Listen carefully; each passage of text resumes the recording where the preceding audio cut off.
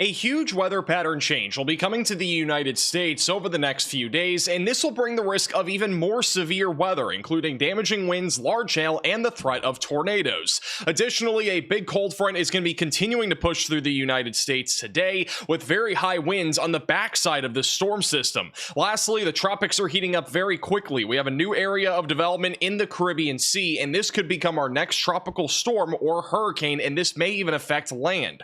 So in today's forecast, we're going to break down exactly what you need to know about the weather that'll be impacting the United States over the next 7 days. And we'll begin with what's happening across the country today. And we have a huge storm that is currently pushing across the Ohio Valley all the way through the Mississippi Valley. We ended up seeing 3 different tornadoes yesterday, and all 3 of those tornadoes were in different states. We had one in Mississippi, one in Louisiana, and one in Arkansas. Generally speaking, though, it was not a big outbreak of severe weather by any means. We had plenty of damaging winds, plenty of thunderstorms out there, and all 3 of those tornadoes were very spaced out. We had one near lunchtime, we had one during the evening, and one very close to the overnight hours. Now, generally speaking, this storm system is going to continue to push to the east, and there will be 2 more rounds of severe weather today, one of which looks a bit more concerning for those up in the northeast, and we'll talk more about that here in a moment when it comes to the tornado risk. On the backside of this storm, we have a lot of drier and cooler air that is ushering into the Great Plains. Unfortunately, that is not going to last very long for some of you, as we have another big storm coming on Monday and another one coming by Wednesday and Thursday, so a very active weather pattern is ahead. Now, over the next few days, we are anticipating even more big storm systems to enter into the United States, and that is because we are dealing with a very active weather pattern.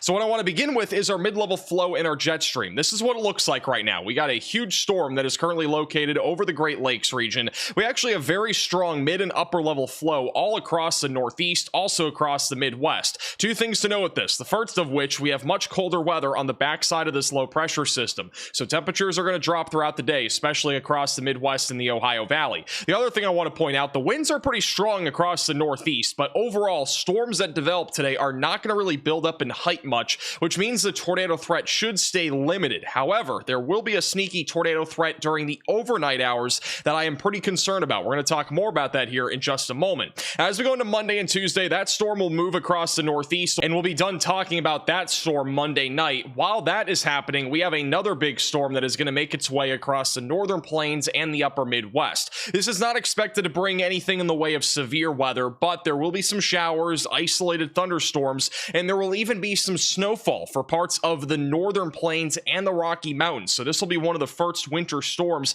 of the season, especially if you are in the northern Rockies Monday into early Tuesday. Eventually, as we go into Tuesday, that moves across the Great Lakes. Notice how our winds are going to be pretty strong aloft, which means that there will be some colder weather that comes out of Canada out of this particular disturbance. By Wednesday, this storm will be moving into the Northeast. I think Wednesday will be kind of a quieter weather day overall for most of the lower 48, but things will pick up again as we go into Thursday, as a new low pressure system will move across the desert Southwest. This will not be as large of a disturbance as what we've been dealing with over the last 48 hours. With that said, this is going to be strong enough to bring the return of some severe weather Thursday and Friday, primarily to the central and southern plains. So if you're back over in Texas, Oklahoma, Kansas, Missouri, Arkansas, or Louisiana, you need to make sure that you're watching the storm very closely Thursday and Friday, as I do think there will be a return of at least some severe weather. To what extent, we don't really know yet, but I think damaging winds, hail, and tornadoes will all be on the table. Saturday and Sunday, things start to dry out once again, and then by this point, things get a lot more unpredictable, but I do think the end of October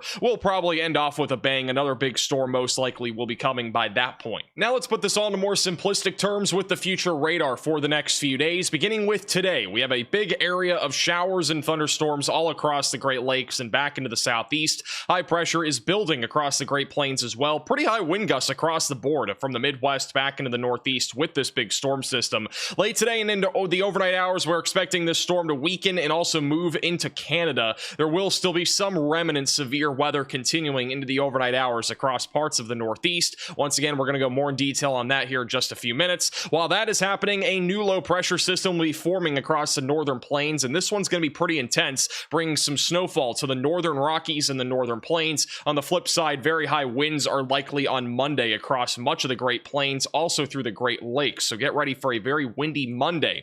Tuesday will be pretty windy also across the Great Lakes with some showers and isolated thunderstorms, not expecting any severe weather. And then by Wednesday, things are very quiet across the United States. I think Wednesday will be the quietest day of the week week. If you have any outdoor plans, looks pretty nice for the most part, just some areas of isolated showers and thunderstorms. Thursday evening is when things are going to start to pick back up again. We got a little storm that'll be forming across the central and southern plains. There could be some severe weather Thursday evening across Oklahoma, Texas, and Kansas. And then Friday, there will likely be a better chance of severe weather back over here in the southern plains, with damaging winds, hail, and perhaps a few tornadoes being on the table. And then Saturday, Sunday, and Monday start to dry out again. So overall, it's still going to be a pretty active next 7 days. With that said, no major severe weather outbreaks are currently in the picture. I do want to mention, though, we are going into our second severe weather season. This is typically a period where we do see at least a couple of outbreaks of severe weather before the holidays. Now, on the other hand, the temperatures are going to be on a bit of a roller coaster for the next 7 days. This is what it looks like this morning. We have above average temperatures across most of the Northeast.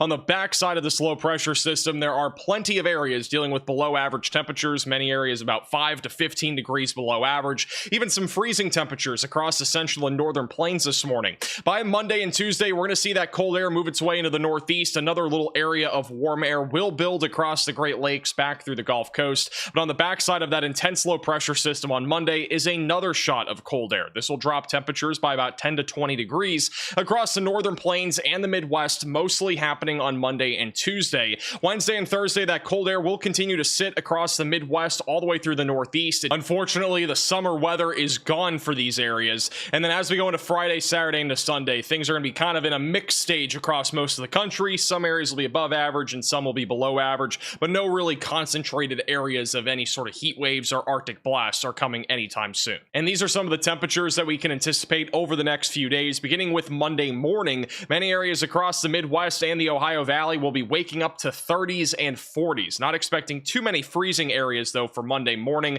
Monday afternoon is going to be really hot across the southern plains. Some areas will be getting near 100 degrees back over North Texas. On Tuesday and Wednesday, that cold air is going to move its way back into the Midwest to the Ohio Valley and the Northeast. By Wednesday morning, most areas will be in the 30s and 40s for low temperatures. And then Thursday and Friday will not be much different. Overall, the weather is definitely getting a lot cooler. I do think Friday morning has the potential for a widespread freeze across Minnesota and Wisconsin. So get ready for that. Outside of that, though, just some patchy areas of frost and a few areas that may freeze Friday morning. And then by the weekend, we are dealing with really nice weather across the board for the fall. And this will be very typical weather for the fall as well for Saturday. Most areas in the Midwest in the 50s and even some 40s for high temperatures. Gulf Coast in the 70s and 80s. Now let's talk more about the severe weather potential for today across the United States. And we do have a marginal threat of severe weather in place for two different areas, one of which is across the mid-Atlantic and the Northeast, and the other one is right along the immediate Gulf Coast of Florida, Alabama, and Louisiana. Now, the greatest concerns for today will be damaging winds. This will be relatively isolated throughout the daytime today. However, there is a low chance for a couple of tornadoes today. We do have a 2% tornado risk right along the Gulf Coast. This is primarily for the next few hours, and then we have another 2% tornado risk across a very populated area. It does include New York City, all of New Jersey, even parts of Maryland and Delaware. Get ready for the threat of a couple of tornadoes. Unfortunately, this risk appears as if it will be overnight tonight, so we're not really talking about a daytime threat here. Instead, this could be happening while you're sleeping. So here's the timing for severe weather today. Beginning with the southeast, we have a big line of thunderstorms pushing across Alabama this morning, also through parts of Florida. This will continue into the late morning hours before eventually weakening as it approaches central Florida and southeastern Georgia. There will still be some passing showers and thunderstorms through about 4 o'clock or so this afternoon, but overall, most of this is going to weaken. The severe weather risk across most of Florida is very low. The only area I'm concerned about today is going to be near Panama City, and that threat will be mainly during the morning and into the early afternoon with a low-end tornado risk. And then Monday looks very quiet for most of Florida. Back over in the Ohio Valley, not expecting much in the way of severe weather for most of Tennessee and Kentucky, but we'll still have that line of thunderstorms pushing across Ohio and eastern Kentucky through the late morning, and then by around lunchtime, this is going to be pushing through eastern parts of Ohio. There will be a risk of some damaging winds and also very gusty winds across the board on the west and east side of this line of thunderstorms. That is due to the fact this low pressure system is so intense. So winds are going to be pretty high throughout the daytime today, but anything that is actually severe when it comes to the line of thunderstorms will still be fairly isolated. By 2 to 3 o'clock, that line is pushing into western Pennsylvania, also across West Virginia. This will eventually push through parts of western Virginia by about 5 to 6 o'clock, and this is all moving into the Northeast during the evening hours. And then Monday looks beautiful across the Ohio Valley. Now, back over in the Northeast, it's kind of an interesting situation here. We do not see this very often at all. This is actually pretty rare.